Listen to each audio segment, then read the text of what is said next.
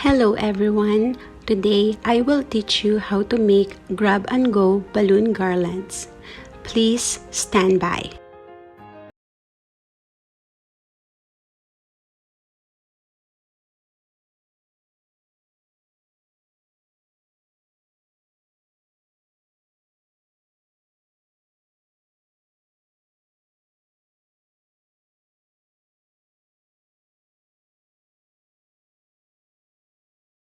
Hello! Right now I will teach you how to make mini balloon garlands. So right now I am blowing 11-inch beige color. As you can see, I am twisting the both side of the balloon to make it combine together.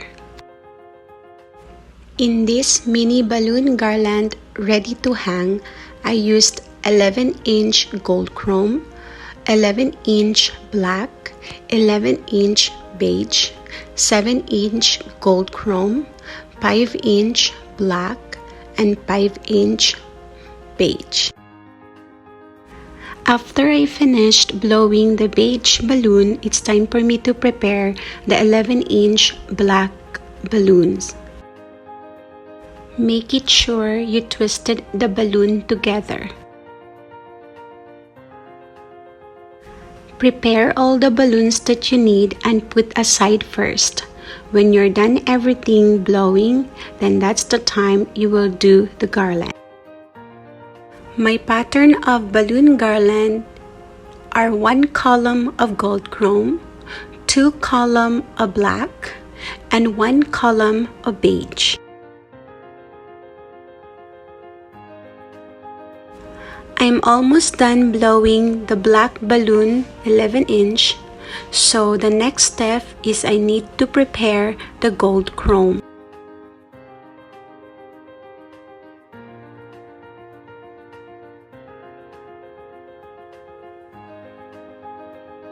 I also used 11-inch gold chrome. I twisted it and combined together.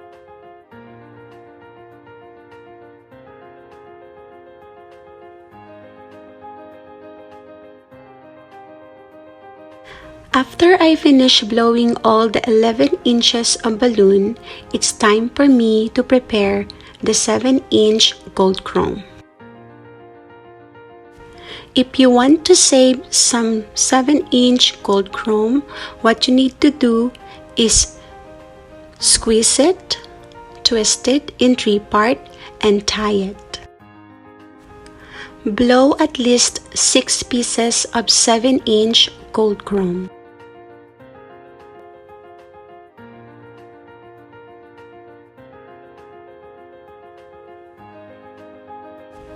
This is what looks like the 7-inch gold chrome. After done preparing the 7-inch gold chrome, now it's time for me to prepare the 5-inch black.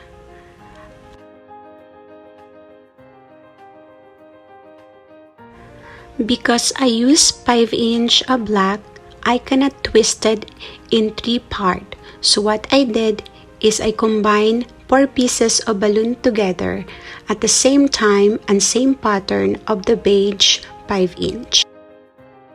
Don't forget that the most important thing is the fishing line to tie the balloons together.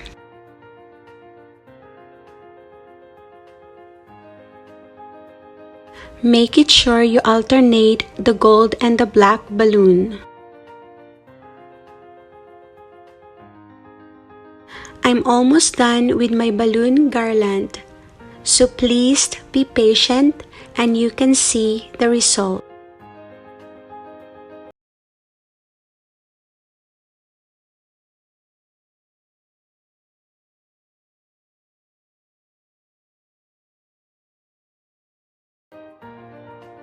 After I done tying all the 11-inch balloons, it's time for me to put 5-inch gold chrome in different areas of the balloon garland.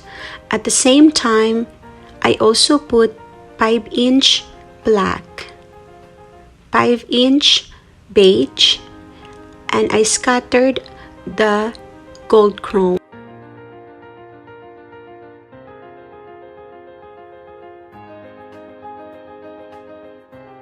Currently, this is the progress of my mini balloon garland grab and go ready to hang. I keep adding 5-inch gold chrome in different part of the balloon garlands to make it beautiful. Tada! And here is the result of my mini balloon garland tutorial ready to hang. I hope you enjoy watching my mini balloon garlands tutorial and also you can get some ideas. If you have questions, please comment down below and I'm happy to answer all of it. Thank you.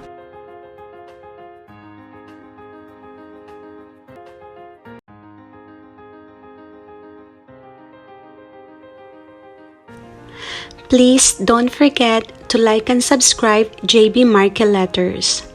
See you next time. Thank you. Bye.